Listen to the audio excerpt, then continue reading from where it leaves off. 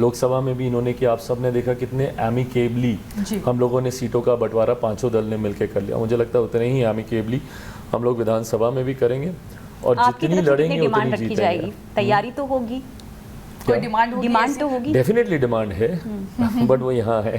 अभी मुझे लगता है गठबंधन के भीतर चर्चा करने से पहले अगर सार्वजनिक मंच पे इसकी चर्चा करूं तो गठबंधन की मर्यादा के खिलाफ होगा। एनडीए में जेडीयू द्वारा मांग बार बार बिहार के स्पेशल स्टेटस की हो रही है, आप भी इसका पूरी तरह से समर्थन करते हैं कि मिलना चाहिए? बीजेपी को इस बात का थोड़ा ध्यान रखना चाहिए, प्रधानमंत्री थोड़ा सोचें और बिहार को स्पेशल स्टेटस दें, क्योंकि ये मांग मुख्य तौर पर जेडीयू की है।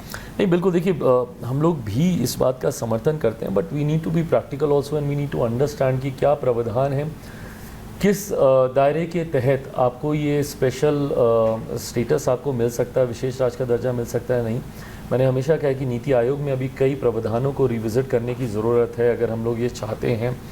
ऐसे में फ़िलहाल मुझे लगता है जो इमीडिएटली हम लोग अचीव कर सकते हैं उस पर हम लोग को फोकस करना चाहिए। स्पेशल पैकेजेस की हम लोग को डिमांड करनी चाहिए, सेक्टर स्पेसिफिक पैकेजेस की हम लोग को डिमांड करनी चाहिए, जो हम लोग कर भी रहे हैं और आने वाले in due course of time हम लोग और मजबूती से हम लोग इसको रखेंगे भी, ताकि उससे सिर्फ स्पेशल स्टेटस की मांग करते रहने से हम लोग सिर्फ समय बीतता जा रहा है। ऐसे में तुरंत लाभ के लिए, क्योंकि डबल इंजन की सरकार है और ये सबसे सुनहरा मौका है। मैं मानता हूँ बिहार की सबसे बड़ी विडंबना रही है कि हमेशा विरोधाभास की सरकारें बिहार ने देखी हैं। जब केंद्र में यूपीए की सरकार थी तो बिहार में एनडीए की सरकार थी, जब केंद्र में एनडीए की सरकार बन गई तो बिहार में महागठबंधन की सरकार आ गई। तो लगभग 27-28 साल ऐसे महत्वपूर्ण रहे जहाँ पे सिर्फ विरोधाभास की सरकारें रही, ना केंद्र ने राज्य की मदद की, ना राज्य को केंद्र की नीतियों का लाभ हो पाया। ऐसे में आज डबल इंजन की सरकार है, मुझे लगता है we should make the best of it और एक प्रैक्टिकल अप्रोच के साथ हम लोग को बढ़ना चाहिए। स्पेशल पैकेजेस हम लोग को डिमांड करने चाहिए, हम लोग कर भी रहे हैं और उसका लाभ तुरंत तत्काल प्रभाव से जनता को नहीं। शराबबंदी का आप खुलकर विरोध करते आए हैं, हमने देखा है, इस बार भी क्या आपका स्टैंड वही है, उसी स्टैंड पर आप नहीं, मैंने विरोध कभी नहीं किया शराबबंदी का। मैं पक्षधर रहा हूँ शराबबंदी का, बट साथ ही में मैंने हमेशा इस बात की बात कही कि चीज़ों को कानून बनाकर सीधा इम्प्लीमेंट कर देने से नहीं होगा, आपको अवेयरनेस भी क्रिएट करनी होगी। हम लोग को ये समझना होगा, मानना होगा कि कुछ लोग एल्कोहलिक होते हैं, पीरियड, बात खत्म। वो हैं भाई, वो आदी हैं, उनको लत लगी हुई है, उनके रिहैब की क्या क्या व्यवस्था है। ऐसे लोग जो कि संभवतः अल्कोहलिक हो सकते हैं, उनकी अवेयरनेस हम लोग को उनको करनी चाहिए, उनको बताना चाहिए कि भाई इसके क्या क्या हानिकारक प्रभाव हो सकते हैं, उदाहरण उनके सामने रखने चाहिए कि ज़िंदगियां कैसे बर्बाद होती हैं नशे की लत को लेकर। तो ऐसे में अवेयरनेस ड्राइव का मैं ज़्यादा पक्षधर हूँ। इवन जनसंख्या में भी अवेयरनेस के माध्यम से, कल को हम सीधा कानून ले आए कि भाई एक बच्चे से ज़्यादा तुम पैदा ही नहीं कर सकते, कतई नहीं, वो नहीं होगा। बट लोगों को आपको जागरूक करना होगा कि भाई छोटा परिवार सुखी परिवार क्यों, कहने के लिए नहीं, कैसे हो सकता है ये सारी चीज़ें। एंड ख़ास तौर पर rural section of the society, uneducated section of the society, उनमें इन तमाम बातों को लेकर जागरूकता ज़्यादा फैलाने की ज़रूरत है। बिल्कुल। और एक सवाल मेरा ये भी होगा, आप खुद को प्रधानमंत्री नरेंद्र मोदी का हनुमान बताते, जैसा इंट्रो में इन्होंने बोला था। ये रिश्ता, ये संबंध आखिर कब इतना मजबूत हो गया? मुझे भी नहीं पता चला कि कब इतना मजबूत हो गया। आई थिंक मेरे प्रधानमंत्री जी और मेरी, हम दोनों की एक लाइकनेस टूवर्ड्स ईच अदर शुरू से रही है। जब हम लोग की पार्टी और मेरे नेता पिता आदरणीय रामविलास पासवान जी यूपीए में भी थे, मैं तब भी I was always pro Modi and उस वक्त भी मैं ये प्रयास मैं ही कर रहा था कि हम लोग का अलायंस एनडीए के साथ होना चाहिए। उस वक्त एक मेजर रेजिस्टेंस पापा की भी तरफ से था, मेरी पार्टी की भी तरफ से था। लोग नहीं चाहते थे कि हम लोग एनडीए का हिस्सा बने। मैं 2013 के आसपास की बात कर रहा हूँ। बट 2014 में फिर finally being the chairman of the parliamentary board मैंने फैसला लिया कि हम लोग को एनडीए के साथ हम लोग को जाना चाहिए। प्रधानमंत्री, उस वक्त भी मैं प्रधानमंत्री जी की नीतियों से, उनके भाषणों से, उनकी सोच से मैं काफ़ी प्रभावित था।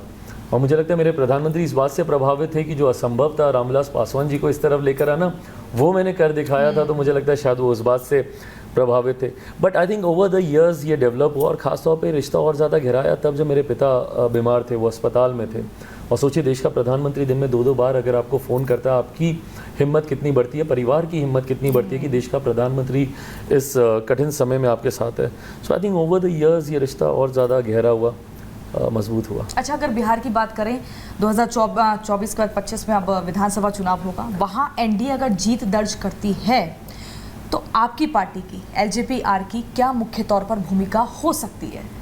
हमारी भूमिका वही जिस विजन का मैंने जिक्र किया, बिहार फर्स्ट, बिहारी फर्स्ट को धरातल पर उतारने के लिए हम लोग को एक मजबूत प्लेटफॉर्म हम लोग को मिलेगा और सरकार विकास की योजनाओं को और गरीब कल्याण की योजनाओं को मजबूती से धरातल पर उतारे, उसके लिए पूरी ईमानदार भूमिका में हम लोग रहेंगे।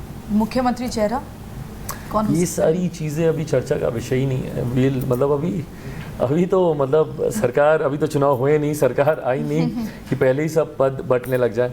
जैसा मैंने कहा कि मुख्यमंत्री का पद बिहार में फ़िलहाल बिल्कुल खाली नहीं है। मेरे मुख्यमंत्री, मौजूदा मुख्यमंत्री, उन्हीं के चेहरे पर हम लोग चुनाव लड़ेंगे, वही मुख्यमंत्री का चेहरा होंगे। बट हाँ, सरकार में एक सहयोगी की भूमिका में लोक जनशक्ति पार्टी रामविलास ज़रूर रहेगी, एक मजबूत सहयोगी की भूमिका निभाएगी। चाचा के पास कुछ गुंजाइश है, उनकी तरफ से दरवाज़ा खटखटाया जा रहा है क्या? कभी संबंध बेहतर हो सकते हैं? I don't think so. अब गंगा से बहुत पानी बह चुका है, मैं बहुत आगे निकल गया हूँ, वो मुझसे बहुत दूर जा चुके हैं, तो मुझे लगता नहीं ज़्यादा गुंजाइश कभी मिलन नहीं हो सकता इन दो नदियों का? Can never say never, but हाँ, राजनीतिक दृष्टि से आप बोलें कतई नहीं, बिल्कुल संभव नहीं है, क्योंकि उन्होंने एनडीए में रहकर भीतरघात करने का काम किया। ऐसे में एनडीए का वो हिस्सा कभी नहीं हो सकते हैं। व्यक्तिगत रिश्तों पे मैं कह नहीं सकता, क्योंकि जिस परिवार से आता हूँ, ये बिहारी हैं, ये जानती है, हमारे यहाँ बिहार के बड़े ही, परिवार के बड़े ही ये सब फैसला लेते हैं, तो ऐसे में मेरे भी परिवार के बड़ों को ही ये फैसला लेना है। पर अभी फ़िलहाल इस पे कोई जब उस क्षण को आप याद करते हैं, आपकी गाड़ी बाहर खड़ी हुई थी, घर के बाहर, आप लगातार हॉर्न बजा रहे थे, 40 मिनट तक आपने इंतज़ार किया, आपकी पार्टी आपसे छिन गई, परिवार में कहीं ना कहीं फूट पड़ गई, इसके अलावा पिता भी चले गए थे उस वक्त, लेकिन आज जब समय बदला है, इस समय को जब आप देखते हैं और कंपेयर करते हैं, तो कैसा महसूस करते हैं? आज पार्टी भी है, आज पार्टी में कद भी ऊंचा है, देश में आप एक केंद्रीय मंत्री के तौर पर आपकी पहचान है, सब कुछ एक अलग हो गया, कैसे आप देखते हैं ऐसे? मुझे बस खुशी इस बात की होती है कि उस रात मैंने वादा किया था मेरी माँ से, जिस रात पार्टी, परिवार, ये सब टूटा था, बिखरा था। अच्छा, आपने अपनी माँ को हक किया था और भरोसा दिया था? उनके रूम में गया था, शी वॉज क्राइंग, वो दुखी थी, अपसेट थी। मैं गया, मैंने उनको हक किया और मैंने उनसे कहा कि मुझे नहीं पता कैसे, बट मैं आपसे वादा करता हूँ, बस मुझे थोड़ा समय देना, एक एक चीज़ जो आपने खोई है मैं आपको सब वापस लौटा कर दूंगा। कट टू, जिस दिन मैंने शपथ ली, उस रात वो मेरे रूम में आई, उन्होंने मुझे हक किया और उन्होंने मुझे कहा कि तूने अपना हर वादा पूरा कर दिया। सो मेरे लिए इससे बड़ी खुशी की बात और कुछ नहीं। और इसी से जुड़ा एक मेरा सवाल ये भी होगा, क्योंकि देखिए अगर लोकसभा चुनाव की अगर हम बात करें, आखिरी सवाल होगा मेरा ये, लोकसभा चुनाव के पहले चिराग पासवान सियासी फ्रेम से काफ़ी दूर थे, लेकिन चुनाव जीतने के बाद जिस तरीके से पार्टी की मजबूती और चिराग पासवान ने जिस तरीके से, अगर कमबैक कहीं गलत नहीं होगा, वो किया है, उसकी चर्चाएं हर तरफ हो रही है। साथ ही साथ आपकी जीत के बाद चर्चा इस बात की भी हो रही है कि आखिर चिराग पासवान शादी कब करेंगे? अच्छा,